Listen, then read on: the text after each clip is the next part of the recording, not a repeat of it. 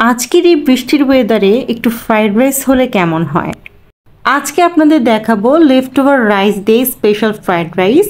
আর এই ফ্রাইড রাইসটা কিন্তু খুবই ইজিলি আপনারা ঘরেই মেক করে ফেলতে পারবেন। আর এইভাবে মেক করতে পারলে রেস্টুরেন্ট থেকে চড়া দামে কেনার কিন্তু কোনো প্রয়োজন নেই। ফ্রাইড রাইস মেক করতে প্রথমে লাগবে চিকেন ব্রেস্ট 300 গ্রামের মতো। আমি এখানে 300 গ্রাম চিকেন ব্রেস্ট নিয়ে নিয়েছি, এরকম ছোট ছোট পিস করে কেটে নিয়েছি। আর নিয়েছি 300 গ্রামের মতো চিংড়ি। এখানে আমি মাঝারি সাইজের চিংড়িটা নিয়ে নিয়েছি, খুব ভালো মতো ধুয়ে আমি এটাকে পরিষ্কার করে নিয়েছি। এখন দিয়ে দিব আদার পেস্ট 1/2 টিস্পুন, রসুন পেস্ট 2/3 টিস্পুন, দিয়ে দিচ্ছি সয়া সস 1 টিস্পুন, লাল মরিচের গুঁড়ো দিচ্ছি 1/2 টিস্পুনের মতো, লবণ দিয়ে দিচ্ছি কিছুটা। যেহেতু এখানে আমি সয়া সস ব্যবহার করেছি, লবণ কিন্তু খুবই কম দিতে হবে, সয়া সসে অলরেডি লবণ থাকে। ভালো মতো মেখে নিয়ে এটা আমি সাইডে রেখে দিব আধা ঘন্টার জন্য। 6টা ডিম নিয়ে নিয়েছি আমি, দেখতে পাচ্ছেন। দিয়ে দিচ্ছি লবণ 1/2 টিস্পুন, ব্ল্যাক পেপার দিয়ে দিচ্ছি 1/2 টিস্পুন। এখন একটি হ্যান্ড হুইস্কের সাহায্যে খুব ভালো মতো এটাকে মিশিয়ে নিচ্ছি। এক সাইডে রেখে দিব। একটি ফ্রাইং প্যানে আমি তেল নিয়ে নিব 1/3 কাপের মতো। তেলটা গরম হয়ে আসলে আমি সেই ডিমটা আমি ছেড়ে দিব। ডিমটা হাই হিটে এরকম অনবরত নাড়তে নাড়তে স্ক্র্যাম্বলড করে নিতে হবে, কোনোভাবেই কিন্তু থামা যাবে না, এরকম পোড়া পোড়া টাইপ করে নিতে হবে।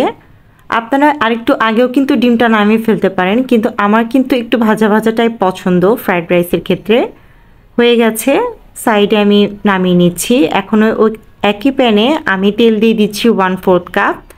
এখন সেই ম্যারিনেট করে রাখা চিংড়ি আর চিকেনের ব্রেস্টের যে মিক্সচারটা ছিল ওটা দিয়ে দিচ্ছি। যেহেতু আজকে খুব শর্টকাট প্রসেসে আপনাদের ফ্রাইড রাইসটা দেখাবো, স্পেশাল ফ্রাইড রাইস, আমি কিন্তু একসাথে এই উপকরণগুলো ভেজে নিচ্ছি। এতে করে কিন্তু স্বাদের বিন্দু পরিমাণও কোনো তারতম্য হবে না। ভাজাটা অলমোস্ট হয়ে গেছে। হাই হিটে সব কিছু ভাজতে হবে। দেখতে পাচ্ছেন কত সুন্দর একটা কালার চলে আসছে। ওই একই তেলে আমি দিয়ে দিব পেঁয়াজ 1 কাপ। পেঁয়াজটা হালকা বাদামি কালার করে ভাজতে হবে। আর ওই চিংড়ি আর চিকেন ভাজার তেলেই কিন্তু এটা করলে ভালো হবে, তাহলে ওই ফ্লেভারটা কিন্তু খুব ভালোভাবে থাকবে। এখন আমি গাজর দিয়ে দিয়েছি 1/4 কাপ। গাজরের পর আমি এখানে ফ্রোজেন বাঁধাকপি দিয়ে দিব 1/4 কাপ। দিয়ে খুব ভালো মতো এটাকে মিশিয়ে নিচ্ছি। হাই হিটে ভাজতে হবে, আদারওয়াইজ কিন্তু এই সবজি থেকে কিন্তু পানি ছাড়বে, সেক্ষেত্রে কিন্তু ফ্রাইড রাইসটা ভালো হবে না। খুব ভালো মতো ভেজে নিচ্ছি নেড়ে চেড়ে। আমি আজকে কিন্তু লেফট ওভার ভাত দিয়ে, তার মানে আগের দিনে রান্না করে রাখা ভাত দিয়ে কিন্তু ফ্রাইড রাইসটা মেক করব। একদম নর্মাল চাল দিয়ে, আমি আজকে পোলার চালও ব্যবহার করব না। চিনি দিয়ে দিচ্ছি 2 টেবিল স্পুন, টমেটো সস দিয়ে দিলাম 2 টেবিল স্পুনের মতো, দিয়ে খুব ভালো মতো আবারও মিশিয়ে নিচ্ছি। আর আমার এইসব নতুন নতুন রেসিপিগুলো যদি ভালো লেগে থাকে অবশ্যই আমার চ্যানেলটিকে সাবস্ক্রাইব করে দিবেন, ফ্রেন্ডস অ্যান্ড ফ্যামিলির সাথে শেয়ার করে দিবেন। এখন আমি সেই ভাত দিয়ে দিচ্ছি, আগে থেকে করে রাখা যে ভাতটা সেটা আমি দিয়ে দিচ্ছি। 5 কাপের মতো আমি এখানে নিয়েছি রাইসটা। এখন এটাকে দিয়ে হাই হিটে খুব ভালো মতো নেড়ে চেড়ে আমি ভেজে নিচ্ছি। ফ্রাইড রাইসটা কিন্তু খুব ভালো মতো ভাজতে হয়, আর চুলার আঁচটা কিন্তু হাই হিটে থাকবে। এখন দিয়ে দিচ্ছি সে আগে থেকে ভেজে রাখা ডিম, চিংড়ি এবং চিকেনের মাংসটা দিয়ে আবারও খুব ভালো মতো মিশিয়ে নিচ্ছি। আপনারা খেয়াল করেছেন আমি এখন পর্যন্ত ক্যাপসিকাম ব্যবহার করিনি, এটা কেন করিনি আমি একটু পরে আপনাদেরকে বলে দিব। গ্রিন চিলি দিয়ে দিচ্ছি এখানে 8 থেকে 10টি, এরকম ছোট ছোট করে কেটে নিয়েছিলাম। দিয়ে খুব ভালো মতো আবারও মিশিয়ে নিচ্ছি।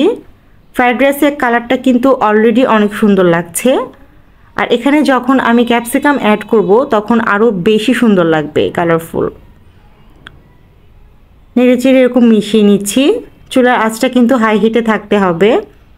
এখন আমি এখানে গ্রিন এবং রেড ক্যাপসিকাম অ্যাড করে দিয়েছি, ঠিক এরকম করে কেটে নিয়েছি। আর ক্যাপসিকামটা লাস্টে অ্যাড করলে ফ্রাইড রাইসের কালারটা কিন্তু খুবই সুন্দর লাগে। আগে অ্যাড করলে যেটা হবে যে গ্রিন এবং রেড ভাবটা একটু কালচে টাইপ হয়ে যাবে, ফ্রাইড রাইসটা দেখতে ভালো লাগে না, ওটা দেখতে কিন্তু লোভনীয় লাগে না। এর জন্য আমি লাস্টে অ্যাড করি, আপনারাও ডেফিনেটলি এই স্টেপটাই ফলো করবেন। নাড়তে নাড়তে কিন্তু ফ্রাইড রাইসটা হয়ে গেছে। কতটা ঝরঝরে হয়েছে আপনারা ডেফিনেটলি দেখতেই পাচ্ছেন। আর এত সুন্দর একটা স্মেল আসছে, অপূর্ব একটা স্মেল আসছে। আমি কিন্তু লাস্টে একটু লেবুর রসও অ্যাড করে দিয়েছি। আমি 2 পিস লেবুর রস দিয়েছি। একদম হয়ে গেছে। কত ঝরঝরে হয়েছে, কালারটা কিন্তু খুবই অসাধারণ এসেছে। এভাবে বাসায় ফ্রাইড রাইস মেক করতে পারলে চড়া দামে কিন্তু রেস্টুরেন্ট থেকে আর কিনে খেতে হবে না।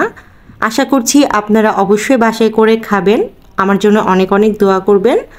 চ্যানেলটিকে সাবস্ক্রাইব করে পাশে থাকবেন। আসসালামু আলাইকুম।